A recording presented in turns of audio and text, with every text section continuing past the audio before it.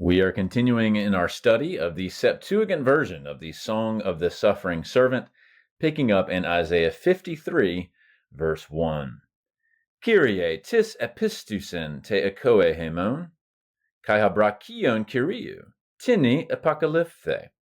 We'll start with this first noun here, Kyrie, which you can tell is from Kyrios, but this one has an epsilon ending, which tells us it is vocative, a form of address. Lord, we're asking. Then our verb here is epistusen. You can tell this is from pistuo. It has a sigma ending and an epsilon on the front end. This is a third singular aorist active indicative from the verb to believe. Starts here with the interrogative pronoun. So, Lord, who believed or who has believed? Well, what's the object of this belief? It's in the dative, but it's a koe here. You might be able to tell this is from or related to akuo. It's a noun for report or something that is heard. So, Lord, who has believed our report? That's the first question.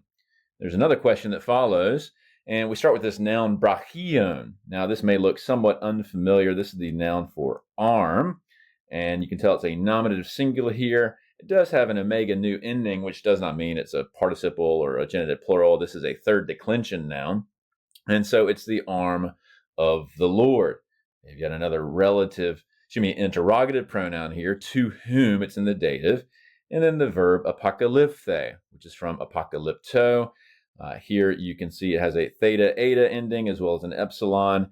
Apocalypto means to reveal. This is a third singular aorist passive indicative, has been revealed or was revealed. You may be wondering what's going on with this phi here. Well, typically a p, when it bumps into a theta like this, we'll switch to a phi for pronunciation purposes. So, to whom has the arm of the Lord been revealed, or something like that to make it passive.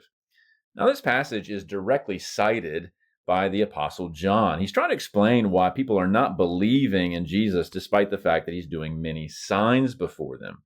And he says this behavior is a direct fulfillment of what Isaiah said, and then he quotes our passage, who has believed our report, and so on. He says that's why, particularly the Jewish contemporaries of Jesus, at least many of them, are not believing his many signs because Isaiah foretold it. But the connection goes even deeper because John here is really double-clicking on the entire passage of the suffering servant. And a few verses later in 12:41, he says, Isaiah said these things, that is, these quotations in the book, because he saw his, that is, Jesus's glory. You maybe remember from the last video that 52:13, where the servant song begins, starts with this idea of the servant being glorified. And so John is making a direct connection to the entirety of the suffering servant song by saying that Isaiah saw the glory of this servant and spoke of him. A lovely way he's tapping into this passage in Isaiah.